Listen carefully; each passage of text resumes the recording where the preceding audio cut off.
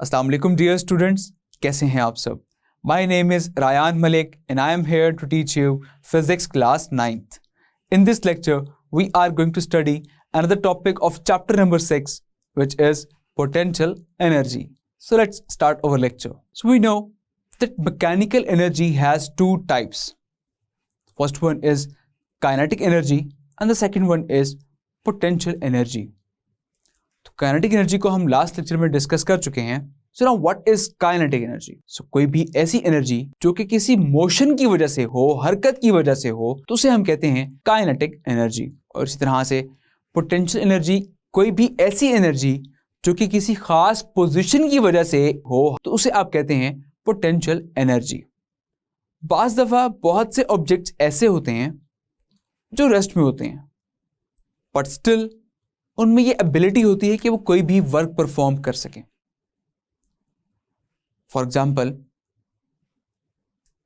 एक एप्पल अगर कहीं दरख्त पर लगा है और वो रेस्ट में है, वो मूव नहीं कर रहा, लेकिन जैसे ही ये एप्पल टूट कर नीचे गिरेगा तो ये कोई ना कोई वर्क परफॉर्म कर सकता है.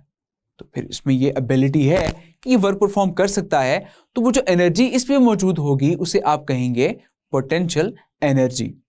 And that is due to a position, कि ये एक स्पेसिफिक हाइट पर था, तो उसकी वजह से जो इसमें एनर्जी बिल्डअप हो गई, तो उसे हमने कहा कि ये पोटेंशियल एनर्जी है. इसी तरह से एक हैमर, हथौड़ा, अगर मैं कहीं पर रख दूं तो वो कोई भी वर्क परफॉर्म नहीं कर सकता. लेकिन अगर उसी हैमर को मैं एक खास पोजीशन पर लेकर आ जाऊं, एक खास हाइट पर लेकर आ जाऊं, और यहां पर लाने के बाद अगर मैं इस हैमर को छोड़ूंगा, तो अगर आपका फ्लोर नीचे मार्बल का है या टाइल्स का बना है, तो वो शायद क्रैक तो उसमें आ ही जाएगा. सो दैट मीन्स कि वही हैमर जो कि पहले रखा था और ये कोई वर्क परफॉर्म नहीं कर सकता, लेकिन जैसे ही मैं इसको एक खास हाइट पर लेकर आया, एक खास पोजीशन पर लेकर आया, तो यहां पर छोड़ने पर ये वर्क परफॉर्म कर सकता है. सो अब इसमें जो एनर्जी है तो उसे हम कहेंगे कि ये इसमें पोटेंशियल एनर्जी है. इसी तरह से आप जानते हैं कि डैम्स जो हैं वो भी हाइट पर बनाए जाते हैं, ताकि उन डैम्स में हम हाइट पर पानी स्टोर करके हम इजीली उस पानी को जब फॉल करवाएं तो नीचे से टरबाइंस मूव हों, और टरबाइंस के साथ जो लिंक जनरेटर है वो वहां से फर्दर हम इलेक्ट्रिकल एनर्जी भी प्रोड्यूस कर सकें. सो अल्टीमेटली आप ये भी कह सकते हैं कि हाइट की वजह से जब कोई एनर्जी पोजेस कर रही होगी तो वो भी पोटेंशियल एनर्जी है. So we can define it as the energy possessed by a body due to its position is known as its potential energy. तो किसी भी बॉडी में एनर्जी पोजेस करे अगर उसकी पोजीशन की वजह से, तो उसे आप कहेंगे कि ये उसमें पोटेंशियल एनर्जी है. सो नाउ पोटेंशियल एनर्जी को फर्दर दो टाइप्स में डिवाइड कर दिया गया, and they are elastic potential energy and gravitational potential energy. जैसे कि मैंने स्टार्ट में कहा कि आप एक हैमर को एक स्पेसिफिक हाइट पर लेकर आ जाएं, और जब आप उसको छोड़ेंगे तो वो कोई ना कोई वर्क परफॉर्म कर सकता है. अब उस हैमर को जब हम छोड़ते हैं तो बेसिकली वो हैमर ग्रेविटी की वजह से नीचे फॉल करता है. सो जब ग्रेविटी की वजह से उसमें एनर्जी पोजेस कर रही होगी, तो तब आप इसे कहेंगे कि यह है gravitational potential energy. So we can define it as the energy present in a body due to its height is called gravitational potential energy. जो कि हाइट की वजह से होगा, फर्दर वो ग्रेविटी की वजह से वो चीज़ नीचे फॉल करती है, तो उसे आप कहेंगे कि वो ग्रेविटेशनल पोटेंशियल एनर्जी है. Now what is elastic potential energy?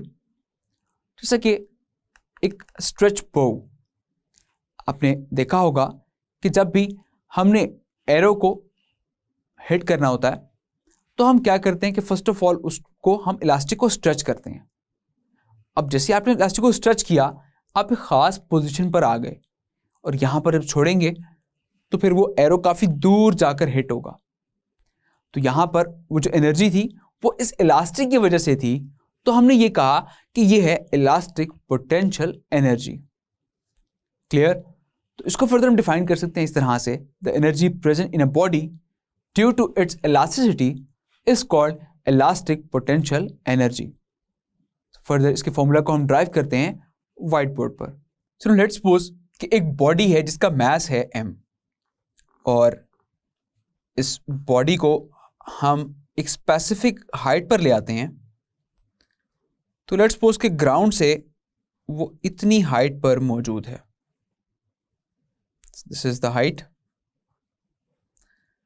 तो अब जब ये बॉडी ग्राउंड पर फॉल करेगी तो इसमें एक एनर्जी होगी जो कि वर्क परफॉर्म करवा सकती है, and that is called the gravitational potential energy. So we can say that potential energy is equals to work done. And we know that work done is equals to force into distance s. So potential energy is equals to work done की जगह पर मैं इसका formula put कर रहा हूं, potential energy into distance s।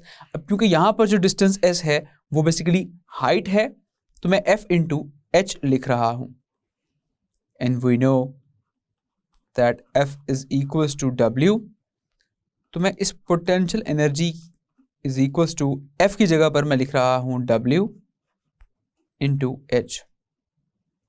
Now we know that W is equals to mg, तो इस W की जगह मैं लिख दूंगा mg। So potential energy is equals to mgh। This is the formula of potential energy, कि जिसके थ्रू आप किसी भी बॉडी में मौजूद पोटेंशियल एनर्जी को फाइंड आउट कर सकते हैं। Now move towards the example.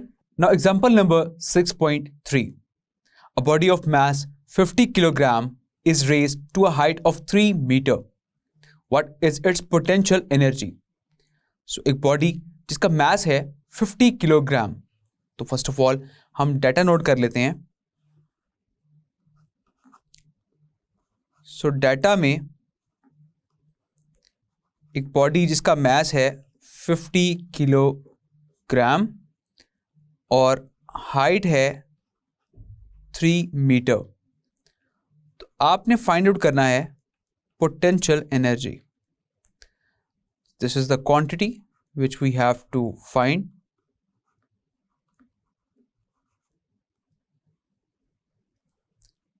Now write solution.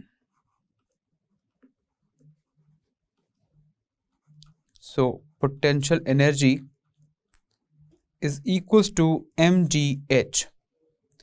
Just we have to put the values in it. So mass is 50 kilogram and g is equals to 10 meter per second square, जो कि constant value है, ये आपको याद होनी चाहिए, and h is 3 meter. So 50 into 10 into 3, it becomes 1500 joule, because the unit of potential energy is joule. So this is the potential energy, which is 1500 joule. Clear? Now example number 6.4. A force of 200 Newton acts on a body of mass 20 kilogram. The force accelerates the body from rest until it attains a velocity of 15 meter per second. Through what distance the force acts? अब एक force 200 Newton की जो कि act कर रही है एक body पर जिसका मास है 20 kilogram. So the force accelerates the body from rest until it attains a velocity of 50 meter per second. तो ये फोर्स जिस बॉडी को एक्सेलरेट करेगी कि उस बॉडी जो है वो रेस्ट से मूव करे और फर्दर वो वेलोसिटी अटेन कर ले 50 मीटर पर सेकेंड की। So what distance the force acts? तो कितने डिस्टेंस तक फोर्स जो है वो एक्ट करेगी? Let's find it out. So अब क्योंकि यहां पर हम फोर्स एक्ट कर रहे हैं और वो बॉडी मूव कर रही है, सो वी कैन से कि यहां पर जो एनर्जी एक्ट कर रही है दैट इज काइनेटिक एनर्जी। सो उसके अकॉर्डिंग हम यहां पर first of all data note down कर लेते हैं, जिसमें आपको फोर्स गिवन है 200 Newton and the mass which is 20 kilogram and velocity which is equals to 50 meter per second, and we have to find distance s, that is equals to question mark. This is the quantity which we have to find. Now write solution.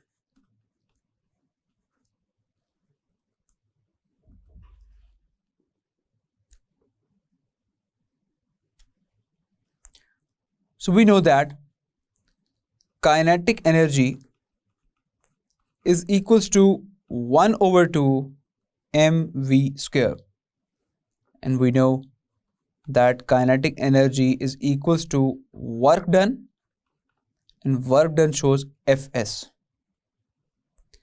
तो kinetic energy की जगह पर मैं इसका formula put कर देता हूं. So S is equals to mv square over 2f. Now just we have to put the values in it. So S is equals to mass है 20 किलोग्राम, V वेलोसिटी है 50 और इसका हो जाएगा स्क्वायर बिकॉज V के ऊपर square है, divide by 2 into force है 200 न्यूटन. सिंपली इस सब को हम सॉल्व करेंगे कैलकुलेटर से, and you got the final answer, which is S is equals to 125 meter. So thus the distance moved by the body is 125 meter. Clear? Another question. What kind of energy possessed by stored water and a raised hammer? So एक stored water में और raised hammer में कौन सी energy poses करेगी?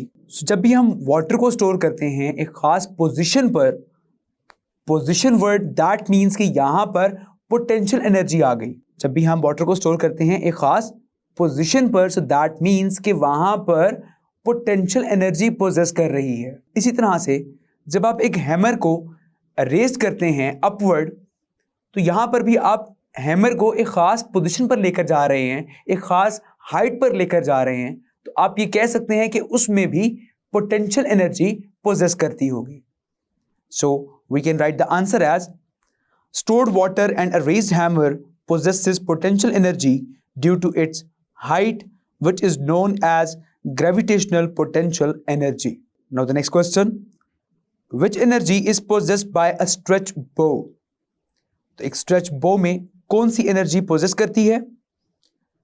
अब stretch बो में भी जब आप एरो को स्ट्रेच करते हैं, दैट मीन्स कि आप एरो को रबर बैंड के थ्रू जब स्ट्रेच कर रहे हैं तो वहां पर भी आप एरो को एक खास पोजीशन पर लेकर आ रहे हैं, और उस पोजीशन पर लाने की वजह से जब आप उसको छोड़ते हैं तो वो एरो काफी दूर जाकर हिट करता है. दैट मीन्स कि यहां पर भी पोटेंशियल एनर्जी पोजेस कर रही है. So we can write the answer as a stretch bow has potential energy due to its stretch position. When released, the stored energy of the bow pushes the arrow out of it. This energy is called elastic potential energy, क्योंकि यहाँ पर जो potential energy है वो उस elasticity की वजह से है जो कि रबड़ में मौजूद थी. That's why we call it as elastic potential energy. That define potential energy. The energy possessed by a body due to its position is called potential energy. For example, an apple falling down from a tree. And the next question, differentiate between elastic potential energy and gravitational potential energy. So elastic potential energy, the energy present in a body due to the elasticity is called elastic potential energy. For example, a stretch bow. And gravitational potential energy, the energy present in a body due to the gravity is called gravitational potential energy. For example, like if you raise a hammer at a height h, तो उसमें जो energy होगी वो gravitational potential energy होगी. So let's have an overview of the lecture. In this lecture, we discuss about potential energy and the types of potential energy, They are elastic potential energy and gravitational potential energy. And this is also one of the most important long question. So I hope ये lecture आपको बहुत अच्छे से समझ आ गया होगा. तो अपना बहुत सारा ख्याल रखिएगा. See you in the next lecture. Till then, take care. Allah Hafiz.